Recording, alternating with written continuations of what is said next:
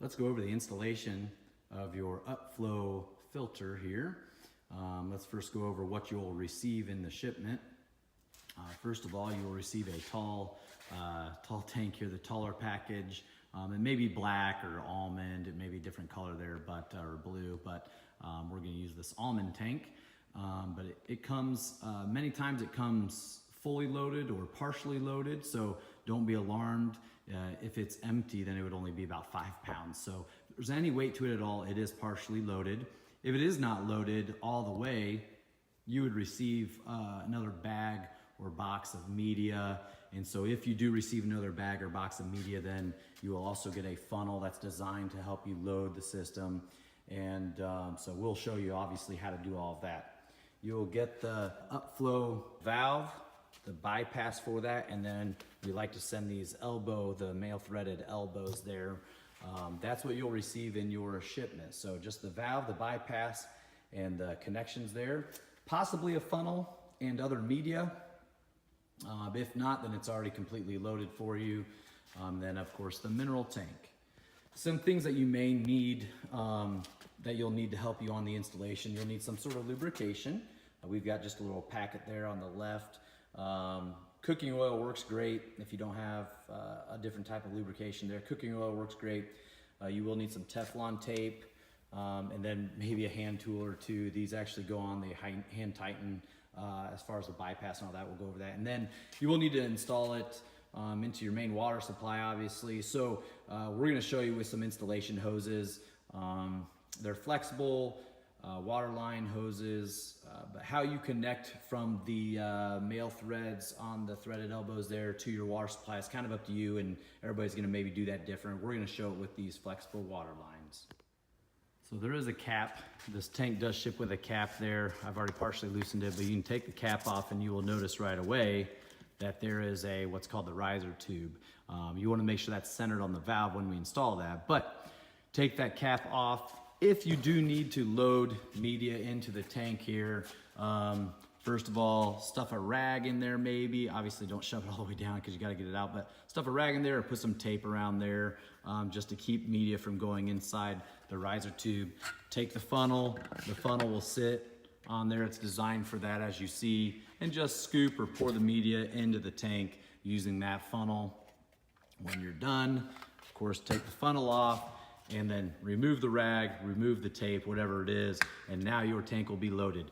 It will not be loaded all the way up to the top. There's always some freeboard in there to allow that media to expand and let water flow through there. So it should not be filled all the way to the top.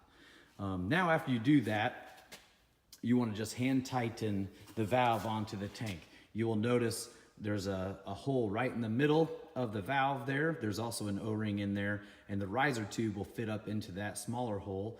And you'll also notice that there is a large O-ring on the outside edge here. You wanna make sure you lubricate the O-rings here and here with that oil, or cooking oil there is always a good substitute.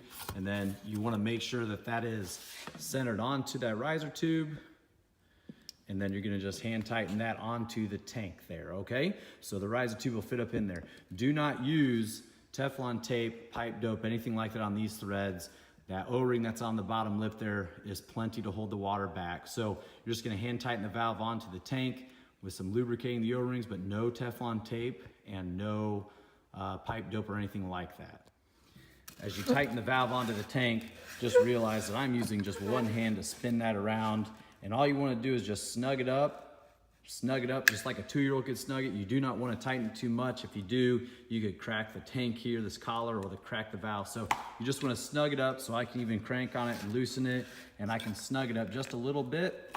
Snug it up, and snug is good enough.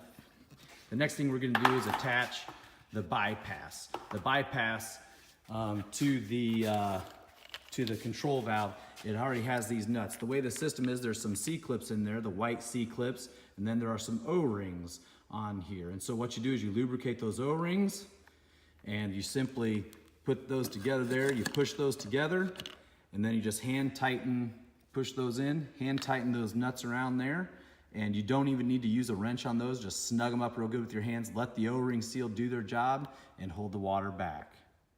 You do not need to use any Teflon tape or pipe dope on the threads, either between the bypass and the valve or the bypass and the tail pieces, because it's an O-ring seal. So just make sure you lube up those O-rings and you'll be good on those. After you get the bypass on there, then you're gonna attach the elbows here. You can obviously have those facing up, sideways, whatever it is, obviously not pointing towards each other, but down or to the side. But they use the same system there, the white C-clip in there with the O-rings, so make sure you lube up those O-rings on both of those tail pieces, and then you snug those up with your hands as well on the back of the bypass. As we get ready to actually connect our plumbing to the system here, we want to make sure that this bypass is turned to bypass mode. So you can see on the top there's some arrows there. So let's just turn this unit to bypass. This would be in bypass mode. You notice that they are pointing end to end here, so the water would flow in and out of this bypass without going into this system. After that, we're going to install, of course, we're going to use the flexible lines to install. We just have some fake plumbing here. So however you install that from your plumbing to here is going to depend on what type of plumbing you have and things like that. But we are going to show you using some flexible water lines. This is a step where you will want to use just a couple wraps of Teflon tape around the male threads here before you use a female thread to connect to. And also I did want to show you one reason why we do like the flexible water lines is because there is a rubber gasket in there or a plastic washer in there that does help hold the water back. So basically you're just going to install your water lines to here. Very important. You notice there are some words on this valve. This says downflow inlet, and this one over here says, as you come over here, it says the upflow inlet. This side is where we are going to connect the incoming water from the city or your well pump and pressure tank. This is the inlet side for this system because it is an upflow system. So as you see, it is on the left side of the control valve. So we want to connect our water in from the city or well to the left side of this valve here, and then the other side is going to be to the out. We are only going to connect the upflow inlet side for right now, and we're going to go on to that and show you why. But just connect the upflow inlet side for right now. For the upflow carbon filter, the next step is very important. So we have our incoming water connected to the upflow inlet side. On the side that does read the downflow inlet side, we just want to rinse out this carbon. Carbon needs rinsed out really well. So a lot of people, what they do is they just get a hose, somehow connect a hose to this, whether it's with a flexible line or something, or a PVC fitting, whatever you want to do there. Connect a hose to there or something, and you just want to run your water through the carbon media until it's clear out that drain for a couple minutes. So that carbon media needs rinsed out really well as it's brand new media and it's a mineral base. So you definitely need to rinse that out really well before you put it in line with any other filter or your home. So connect some sort of hose here and then turn your water on with the system. Then obviously you need to turn the bypass to the in-service mode here. Let water flow through this carbon media and up and out to a hose, to a drain, or outside, whatever, and run that until it's clear for several minutes out that drain line, making sure the water is very clear out there. Since it can take quite a bit of time sometimes to rinse that carbon out there to where it's clean out the drain, one option you do have is to go ahead and fill up the tank with water according to the startup procedures here.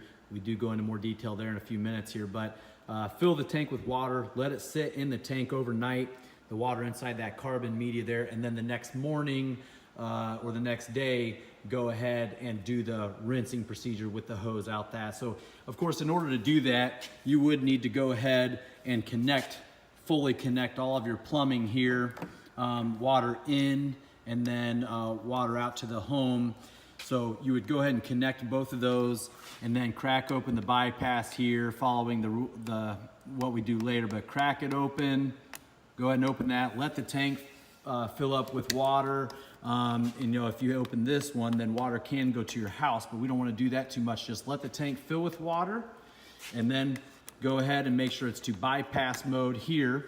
Let it sit overnight and then disconnect your plumbing on the outside after you turn off your water, of course, and then go ahead, connect the hose there, and then open your system on both sides to let the water flow in and now rinse out. So it would take less water to rinse out if you let that soak overnight.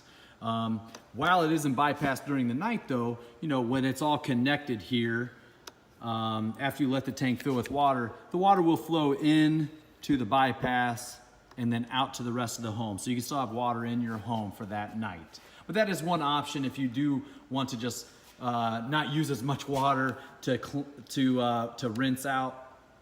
So there's one option if you just want to rinse out that carbon media without using as much water. Just let it soak in the tank overnight and then do those procedures there. So that is one option that you have. Once it is clear, you could go ahead and just turn your main water off, turn your water off, and set the unit back to bypass, and then you can connect the outgoing water to your home. After you've connected the main water supply, leaving the system, going to the rest of your house, find a tap that is close to the system, the closest one. You don't want to pick a tap that's at the other end of the house. So something that's as close as you can to the system, open that tap, cold side only. Again, that's cold water only on that side, and run that water. There could be some air in the lines, and continue to make sure that is clear as well before you walk away from the system. We want you to know that if you ever have any questions about your Upflow filters here, that we would love to help you here at A+ Water. Please call us toll free at 877-477-5452. If you ever have any questions about the install, purchasing, troubleshooting, whatever it is, feel free to give us a call at 877-477-5452. Thanks and enjoy your water.